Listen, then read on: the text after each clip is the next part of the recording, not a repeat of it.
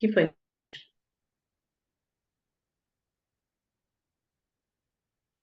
Olá, pessoal, tudo bem com vocês? Estamos aqui novamente, eu, Regina e a Pati Patrícia, para mais um Café Literário com a Iluminari. Nós estamos lendo o livro Os Sete Hábitos de Pessoas Altamente Eficazes e estamos na primeira parte. E um dos temas da primeira parte são os sete hábitos, uma visão geral. No vídeo anterior, nós falamos sobre o contínuo da maturidade, que foi na página 65, e agora nós vamos dar sequência na página 66, lá na primeira linha desta página. Então vamos lá. Por outro lado, a dependência física de uma pessoa não significa que esta seja intelectual ou emocionalmente imatura. No contínuo da maturidade, a dependência é o paradigma do você. Você tem de tomar conta de mim. Você fez a coisa certa. Você não fez a coisa certa. Você tem de, você não fez a coisa certa. Eu culpo você pelos resultados. A independência é o paradigma do eu. Eu sei fazer, eu sou responsável, eu tenho certeza, eu sei escolher. A interdependência é o paradigma do nós. Nós podemos fazer isso, nós podemos cooperar, nós vamos unir nossos talentos e habilidades para criarmos algo maior. As pessoas dependentes precisam das outras para conseguir o que desejam. As pessoas independentes conseguem obter o que desejam por meio de seu próprio esforço. As pessoas interdependentes combinam seus próprios esforços com os esforços dos outros para conseguir um resultado melhor. Se eu fosse fisicamente dependente, paralítico, deficiente ou incapaz fisicamente, precisaria da ajuda das pessoas. Se eu fosse emocionalmente dependente, meu senso de valor e minha segurança dependeriam da opinião dos outros a meu respeito. Seria devastador se alguém não gostasse de mim. Se eu fosse intelectualmente dependente, precisaria de terceiros que iriam pensar em meu lugar e resolver as questões e os problemas da minha vida. Se eu fosse independente, poderia me virar sozinho fisicamente. No plano intelectual, seguiria minhas próprias ideias e teria capacidade de passar de um nível de abstração a outro. Poderia pensar de um modo crítico e analítico, organizando e expressando os meus pensamentos de forma inteligível. Emocionalmente, saberia reconhecer meu valor sozinho, conduziria minha vida tendo minha personalidade como base. Não dependeria do fato de os outros gostarem de mim ou me tratarem bem para reconhecer meu próprio valor. Não é difícil perceber que a independência revela mais maturidade do que a dependência. A independência é, em si e por si, uma grande conquista, mas a independência não é suprema. Não obstante, o paradigma social privilegia a independência. Ela representa o objetivo supremo de muitos indivíduos e movimentos sociais.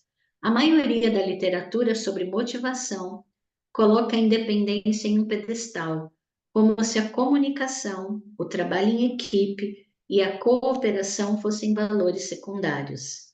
Mas grande parte da ênfase atual na independência reflete uma reação à dependência, ao fato de outras pessoas controlarem, definirem, usarem e manipularem nossas vidas.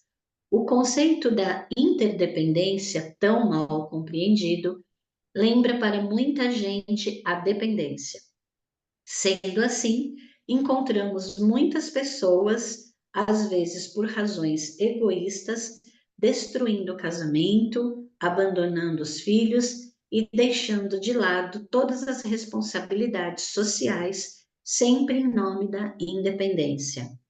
O tipo de reação que leva as pessoas a arrancar as algemas, promover a liberação, buscar a afirmação e se impor, com frequência revela uma dependência mais profunda da qual elas não podem fugir, pois vem de dentro, não de fora. Uma dependência que permite a fraqueza alheia arruinar sua vida emocional, ou que coloca a pessoa na posição de vítima dos outros e dos acontecimentos que escapam completamente do seu controle. Claro, por vezes é preciso mudar as circunstâncias, mas o problema da dependência é uma questão ligada à maturidade emocional, tendo pouco ou nada a ver com as circunstâncias. Mesmo que as condições sejam mais favoráveis, a imaturidade e a dependência frequentemente persistem. A verdadeira independência do caráter nos dá o poder para agir abandonando a posição passiva.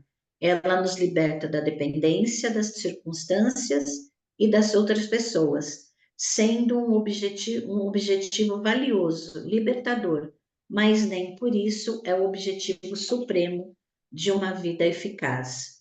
Uma postura independente por si só não se adapta à realidade interdependente. Pessoas independentes podem ser eficazes em nível intelectual, mas não constituem líderes adequados ou bons elementos em uma equipe. Eles não adquiriram ainda o paradigma da interdependência necessário para se conseguir o êxito na vida familiar, no casamento e no mundo profissional. A vida é, por natureza, totalmente interdependente. Tentar atingir o máximo de eficácia por intermédio da independência equivale a tentar jogar tênis com um taco de golfe. A ferramenta não é adequada à realidade. Aí eu acho que eu vou até aqui o finalzinho, Paty, e aí eu faço o comentário. Tá bom. A interdependência é um conceito muito mais maduro e avançado.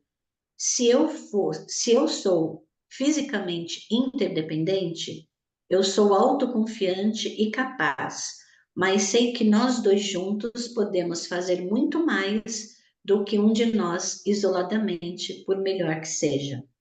Se eu sou emocionalmente interdependente, tenho noção do meu próprio valor, e essa noção vem do íntimo, mas também reconheço a necessidade do amor, de dar e de receber o amor dos outros. Sendo intelectualmente interdependente, tenho consciência de que preciso de toda a capacidade mental das outras pessoas para somar a minha.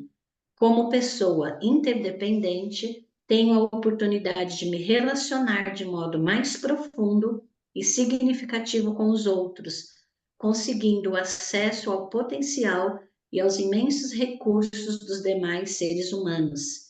A interdependência é uma escolha que só pessoas independentes podem fazer. Os dependentes não conseguem atingir a interdependência, não possuem personalidade suficiente para tanto, não conhecem o bastante de si. Bom, eu creio que é desafiador. Esse trecho do livro é desafiador, porque é muito fácil a gente reconhecer o conceito da dependência. Você já imagina uma pessoa que, para fazer algo, ela inevitavelmente vai deixar o outro decidir, o outro tomar as rédeas, o outro mostrar o caminho e fazer o caminho, e o resultado a ser atingido não é o coletivo, é do outro. Então, é fácil a gente perceber uma dependência emocional. Se você está feliz, eu estou feliz, está todo mundo feliz, né? Se você está triste, isso eu fico triste. Eu reconheço a tristeza e fico triste junto. Uhum. Então, Rapidamente, a gente consegue pensar no ambiente profissional, se o nosso líder, ele quer nos passa uma tarefa e nos sentimos inseguros para fazê-la, ficaremos paralisados e não faremos. Precisaremos dele mostrar caminho, pegar na nossa mão e nos ajudar a fazer. Já o independente, ele tem um conceito e um comportamento mais avançado. Ele ele consegue reconhecer-se, suas potencialidades, suas habilidades, reconhece o seu potencial e ele entende que ele consegue chegar facilmente ao resultado. Por que que eu digo que é desafiador? Porque quando a gente vai ter uma relação mais interdependente, é o reconhecimento da sua capacidade e também do outro, capacidade, habilidades, e que para chegarmos a um resultado comum, nós precisamos do uso dessas habilidades, dessas capacidades. E não existe, então, uma relação de poder. Eu sei mais do que você, eu posso mais do que você, porque são reconhecidos as habilidades e conhecimentos individuais. Por isso que fala que do dependente, ele não consegue ter uma relação interdependente, porque o dependente depende emocionalmente do outro, intelectualmente do outro para agir.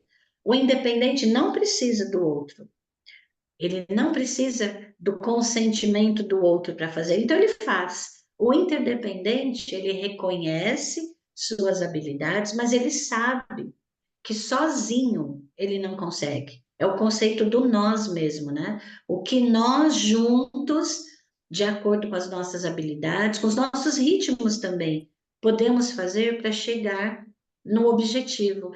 Por isso que eu falei que é desafiador. Porque quando a gente se torna independente, a gente cria um mito e um imaginário de que a gente vai carregar tudo, vai fazer tudo. Só que existe uma sobrecarga, né? Você fica sobrecarregado, porque você não consegue esperar, o seu ritmo é acelerado. Então a gente fala, eu sou muito acelerada, aquela pessoa é muito lento, é muito lento. Não é que você é acelerada e a pessoa é lenta, é que alguma coisa você tem de como é que fala? Quando você recebe alguma coisa, você está tendo algum ganho em fazer, algum reconhecimento, talvez, que você fale assim, tá vendo? Sem mim, esse grupo não funciona. Então, essa é uma frase que não funciona no interdependente, né? Sem o grupo, a coisa não funciona. Porque no conceito da interdependência, é que para funcionar eu preciso de você.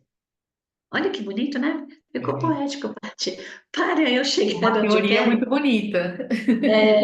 Por isso que eu falei que é muito desafiador. É, É muito desafiador. E ainda vejo que a nossa sociedade, ela entende que ser independente vai. Se os outros não querem ir, vai você. Vai é. você. Deixa os outros para trás.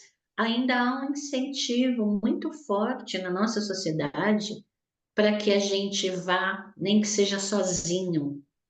E quando a gente se estimula a fazer desta forma, a gente até vai chegar no resultado. Claro que a gente vai chegar, mas e o esforço empreendido nesse para chegar nesse resultado? Tem um Então, o preço, né? interdependente é o preço, o interdependente é o reconhecimento que podemos chegar juntos ao resultado. Porque existirão, por exemplo, habilidades que você possui, Paty, que eu não tenho, conhecimentos que você tem de suas experiências, do seu repertório intelectual, as vivências que você teve, as crenças que você desenvolveu, que eu não tenho. Então, por mais que o independente ele entenda que ele pode chegar, nem que seja fazendo aquilo que ele reconhece sua capacidade e faz, o esforço ele vai ser um esforço grande em relação ao reconhecimento das habilidades do todo e vamos juntos chegando. Neste projeto, X pode ser que as minhas habilidades e os meus conhecimentos sejam mais requisitados para o resultado, mas num outro projeto, muito provavelmente o outro vai ter habilidades conhecimentos que eu não tenho. Aí você faz como então? Não vai participar? Ah, não vou participar, eu não tenho conhecimento e habilidade. Então, acho que é um conceito que eu não tinha conhecimento. Uhum. Eu sempre tive sempre o conhecimento do dependente e o independente. E eu sempre me posicionei como independente. E eu falo que é um desafio, porque você respeitar ritmos não é para qualquer pessoa. Você tirar pé de acelerador para que o outro te acompanhe e a pessoa que tem um ritmo mais diferenciado com o seu se acelerar um pouco em prol do resultado, então deixa de ser somente o eu para ser como chegar juntos a algum lugar. Não sei se você quer comentar alguma coisa, Paty.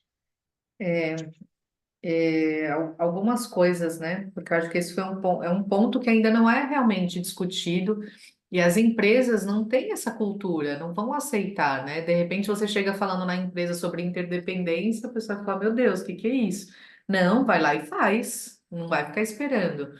Tem até uma frase que é a equipe sempre anda no ritmo do mais lento. Então, se você, de repente, esse conceito de interdependência ficou nisso daí. Aquilo que a gente estava conversando antes, de que, se essa pessoa só tem 10%, então eu também só tenho que dar 10%, outro 10%, e ninguém se movimenta, ninguém quer se doar a mais. E aí vem aquilo que você falou, se eu tenho mais para oferecer, por que não nesse projeto? Não é toda hora, né? Mas se nesse projeto eu posso dar 80%, eu vou dar 80%, eu vou contribuir, e os outros vão dar o que eles têm potencial, o que eles conseguem naquele momento, para que as coisas aconteçam. Se eu for esperar todo mundo chegar ao mesmo nível de entrega, pode ser que realmente aí não saia do papel. E pode ser que as empresas tenham essa visão de interdependência, né? Ah, nem todo mundo vai estar no mesmo ritmo. Realmente, dificilmente todo mundo vai estar no mesmo ritmo para qualquer tipo de projeto. Mas se você conseguir lidar com a realidade, de olhar para as competências, do que cada um nesse momento consegue oferecer, e trabalhar com isso, a interdependência vai acontecer e o projeto vai sair do papel. O problema é quando a gente começa um planejamento de alguma coisa no mundo das ideias, na fantasia, né? Não, todo mundo vai se doar, todo mundo vai contribuir, todo mundo comprou a ideia, e às vezes naquela primeira reunião, realmente, todo mundo vai falar, nossa, que projeto legal. E aí, quando você distribui as tarefas, a pessoa já, não, mas isso aqui já não cabe, isso aqui eu tenho coisas para fazer, eu tenho outras coisas acontecendo na empresa, tenho que dar conta de outras realidades, e aí ela não consegue realmente se comprometer naquela quantidade. Aí você vem para a vida real, você fala, então, quanto que cada um vai conseguir contribuir, e juntando tudo isso, o que que a gente consegue fazer de entrega final. Mas é muito desafiador. E também que a gente não vai conseguir, eu acredito eu, ser interdependente ou dependente ou independente, tudo em todas as áreas da vida. Aqui ele vai dando exemplo emocional, intelectual. Então pode ser que tenha gente que intelectualmente é muito independente. Profissionalmente é interdependente, mas emocionalmente é totalmente dependente, não tem inteligência emocional. Então, eu acredito que em algumas áreas da vida a gente pode ser uma coisa ou outra, buscando chegar nesse lugar de interdependência, que vai depender muito, né? A interdependência depende do nível de disposição das outras pessoas. Vai ter gente que vai falar, não, não quero, não quero, não vou contribuir, tô aqui de má vontade, não queria estar fazendo isso. Fui obrigado pelo chefe a participar desse projeto, e ela realmente não vai querer participar. E aí a gente vai ter que lidar com essa realidade. E aí é desafiador, como você falou, bem desafiador. Porque às vezes você está num projeto que você quer dar um gás, que você fala, isso aqui vai transformar, eu quero viver isso aqui, eu quero colocar isso aqui para frente, e a outra pessoa não compra a ideia, não está nem aí, ou não quer participar. Só que ela faz parte de um grupo, né? Sim, eu fiquei pensando enquanto você falava, Paty, na posição de um líder. Quando ele acompanha e reconhece as competências de cada membro da sua equipe, ele pode, mediante um projeto, deixar muito claro, a partir das competências que cada um tem, do papel desta pessoa no projeto. Então, se o líder ele tem esse conceito da interdependência trabalhado, ele não vai pegar a pessoa que melhor desenvolveria o projeto e passaria para ela o papel papel de desenvolvê-lo, como se fosse a responsabilidade dele de chegar ao resultado desejado. Mas Uhum. ele vai conseguir, olhando sua equipe e percebendo, com base nas competências que cada um tem para aquele projeto X, então, projeto X que precisa de determinadas competências para ser realizado. Olho para a minha equipe. Com base nesse projeto, quais são as pessoas que têm as competências e o nível da competência para atingir aquele projeto, e como cada uma, particularmente, pode atuar. Exato. Então, não sobrecarrega, ele não passa para aquele que sempre faz a tarefa. Ai, graças a Deus que eu tenho você na minha equipe e eu posso contar com alguém, porque o negócio vai sair.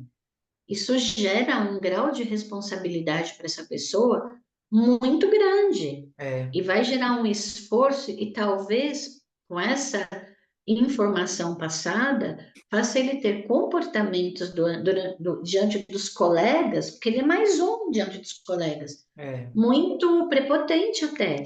Mas se o líder tiver essa visão da interdependência, ele já vai passar as atividades de uma maneira diferente, vai fazer uma leitura das competências necessárias para o projeto e, de acordo com cada membro da equipe, o que cada um vai doar para esse projeto sair. Isso agora, embora desafiador, eu consegui entender melhor o conceito da interdependência, porque eu estava com certa eu dificuldade estava com quando a a gente. resistência de ser Não, interdependente. sim, mas é porque eu sou isso que a sociedade falava. Ai, tem que ser independente para a coisa sair. Vai embora, deixa. É, Tudo exige esforço. Qual o preço que você está disposto a pagar a partir daquilo que você acredita que é o certo, é, né? é Muito verdade. bom.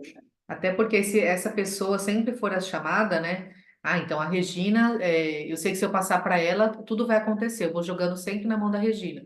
O outro tá ali ganhando seu salário, tá ali, né, desenvolvendo a sua carreira, não tá com o mesmo peso nas costas que a Regina, não tá com a dor de cabeça, com a preocupação, com o esforço, com o empenho. E aí vai chegar uma hora que a Regina vai falar, também não quero, não vou ser essa pessoa, vou deixar aqui essa bomba explodir, porque para mim não está sendo vantagem. Muitas vezes os colegas de equipe já estão fazendo, né, brincadeiras, já puxa saco, não sei o quê, já estão excluindo, enfim, já tem uma postura, então você fica numa situação desagradável. Então, realmente, o líder tem esse papel. Me lembra bastante as atividades que a gente fazia com os alunos, né, Rê? De que a gente identificava quem era líder e passava para essa pessoa, olha, o projeto tem que acontecer. Quem você vai colocar para fazer cada coisa? E ensinava essa parte de delegar. Então, tem que fazer pesquisa, quem é bom nisso? Tem que fazer um desenho, tem que fazer um teatro, tem que fazer... Quem que vai fazer cada uma das partes? E o líder, né, o aluno ali que a gente colocava, geralmente uma menina, né? A gente colocava ali as meninas para comandar e elas identificarem, né? Terem essa competência de identificar as habilidades dos outros, dos colegas, para ninguém ficar carregando peso. Não. Perfeito, Dando perfeito. continuidade. Então, por essa razão, os hábitos um, 2 e 3, que eles vão falar nos capítulos seguintes, tratam do autodomínio. Eles levam as pessoas, Perfeito. desculpa, eles levam a pessoa da dependência para a independência. Esses hábitos formam as vitórias particulares, a essência do desenvolvimento do caráter. As vitórias particulares precedem as vitórias públicas. Não se pode inverter esse processo, assim como não se pode fazer a colheita antes do plantio. Ele vem de dentro para fora. Então, é como se fosse uma escadinha, né? Eu vou mostrar daqui a pouco o desenho que o livro utiliza para fazer esse crescimento. Então, nós vamos sempre partir da dependência. Quando alguém se torna verdadeiramente independente, adquire as bases para a real interdependência. Torna-se possuidor do caráter básico a partir do qual se podem trabalhar eficazmente as vitórias públicas, mais dirigidas à personalidade, tais como o trabalho em equipe, a cooperação e a comunicação, presentes nos hábitos 4, 5 e 6. Isso não significa que você precise ser perfeito no tocante aos hábitos 1, 2 e 3, antes de trabalhar nos hábitos 4, 5 e 6. A compreensão da sequência ajuda a tornar o crescimento mais eficaz, mas não pretendo sugerir que você se isole por vários anos até que desenvolva os hábitos 1, 2 e 3 de forma plena. Como parte de um mundo interdependente, você precisa se relacionar com este mundo diariamente. Mas os problemas agudos do mundo podem, contudo, obscurecer as causas crônicas presentes no caráter. Compreender o modo como sua maneira de ser interfere em todas as interações interdependentes irá ajudá-lo a se concentrar paulatinamente, dando um passo de cada vez em harmonia com as leis da natureza e do crescimento.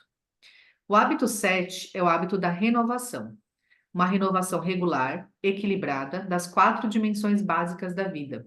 Ele abrange e envolve todos os outros hábitos. Trata-se do hábito do aprimoramento contínuo, criador da espiral ascendente do amadurecimento, capaz de levá-lo a níveis inéditos de compreensão e de vida, onde se desfruta o resultado de cada um dos hábitos conforme se atinge um plano superior.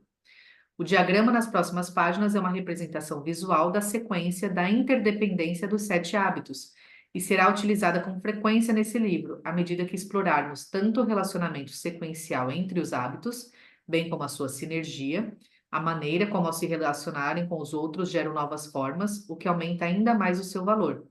Cada um dos conceitos ou hábitos será explicado no momento de sua introdução. Então, como aqui a gente está no capítulo onde ele passa uma visão geral dos hábitos que serão tratados, né, os 7 hábitos, ele falou um pouquinho do que vai acontecer, e aí nós temos, podemos até deixar lá no nosso Instagram, essa imagem onde a gente começa na dependência, desenvolvemos os hábitos, que eles vão explicar nos próximos capítulos, chegamos na independência, até desenvolvermos outros hábitos, interdependência, e depois a gente faz a manutenção desses hábitos para que sejam realmente incorporados na nossa vida. Então, é um movimento ascendente. E aí, como ele fala, não é porque a gente não conseguiu desenvolver aqui que a gente não pode começar a trabalhar em paralelo esses outros conceitos, né? Porque senão teríamos que ficar isolados anos de nossas vidas até que a gente consiga fazer isso com maestria. E aí, como são os 7 hábitos das pessoas altamente eficazes, agora ele entra nessa parte de definição da eficácia. E só retomando um pouquinho, o conceito da interdependência vai aparecer durante todo o livro e lá no final que realmente a gente consegue ter uma visão mais clara de como realmente sermos interdependentes. Então vamos para a definição da eficácia.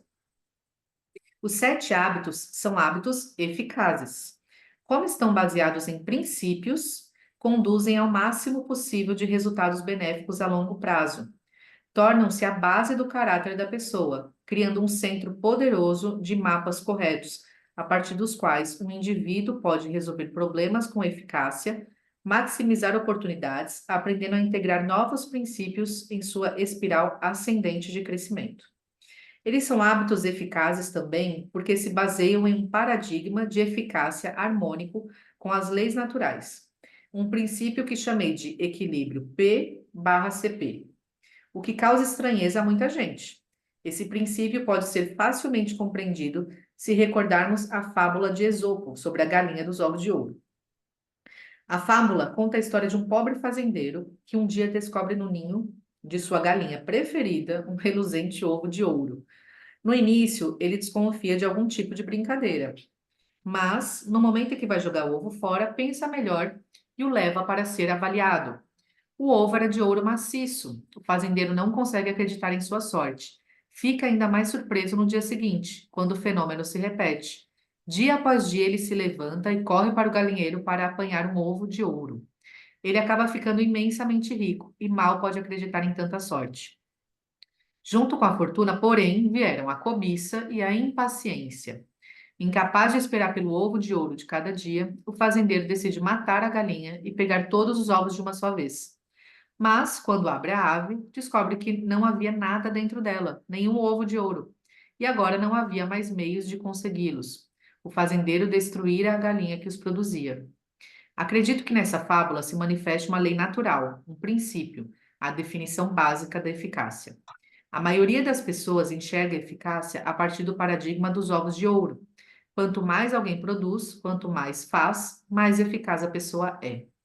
Entretanto, conforme se pode ver na história, a eficácia resulta de duas coisas: o produto ou seja, os ovos de ouro, e o meio de produção, ou a capacidade de produzir, que era a galinha.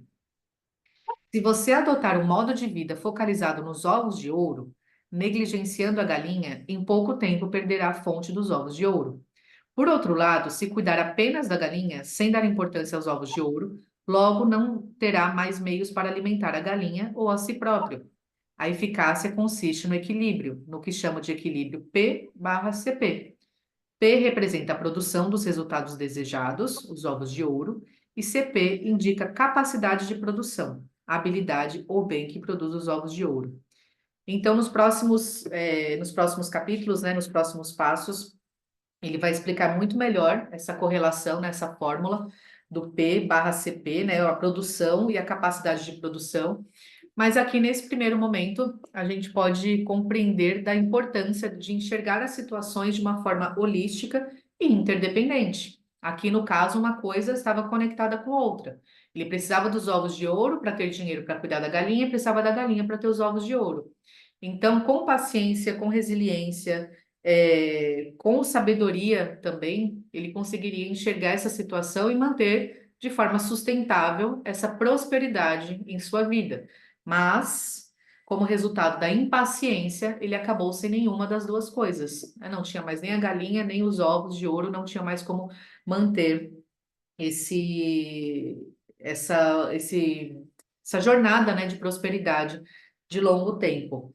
Então, nesse primeiro momento, nós ficamos com essa reflexão do quanto que a gente consegue olhar para situações hoje em dia nas nossas vidas, tanto pessoal, profissional, todas as áreas que nós vivenciamos, e conseguir ver a conexão, conseguir ver a interdependência entre as coisas e as pessoas, entre as situações da vida, onde a gente não está lidando com a realidade, esperando mais do que a outra pessoa consegue entregar naquele momento. E isso acontece bastante nas relações humanas, principalmente, porque a gente tem, né, a nossa relação com o dinheiro, relação com o trabalho, nossa vida é se relacionar, mas onde nós, dentro das relações humanas, principalmente, estamos querendo que as pessoas entreguem o mesmo que a gente e não estamos enxergando que aquela pessoa, de repente, não está no momento de entregar a mesma porcentagem. Ela quer até participar, ela quer estar presente, mas ela não consegue. E aí, para isso não gerar uma frustração, como lidar nesse caso, né? Quer comentar alguma coisa, Rê? Paty, eu só queria, eu fiquei pensando, mais do que pensar no resultado, atingir o resultado, mas também ter atenção no processo. Como o processo está sendo realizado para atingir o resultado? Me parece que isso fortalece o entendimento do conceito de interdependência. Quando eu só penso no resultado, não me interessa como eu vou chegar. Verdade, Mas quando eu penso no meio, no processo para chegar no resultado, eu olho mais para as pessoas também. é verdade, Seria isso. faz sentido. Então é isso, por hoje nós ficamos por aqui. Aguarde os próximos vídeos para a gente aprofundar esse conceito que é tão forte, tão significativo, onde a gente vai conseguir olhar para as situações da nossa vida, interpretando nessa correlação do produto com a capacidade de produção. E embora esse nome pareça algo que só se use na vida profissional, né? Produto, capacidade de produção, a gente vai ver que a gente pode e deve aplicar muito na nossa vida pessoal, em diversas áreas, em diversas situações. Então, hoje ficamos por aqui. Muito obrigada pela presença, pela participação. Guardamos vocês nos comentários, falando se vocês estão gostando, o que vocês estão achando, se vocês se consideram hoje dependentes, independentes, interdependentes, um pouco de cada coisa. Então, a gente conta com a participação de vocês. Muito obrigada e até a próxima. Tchau. Um abraço para todos.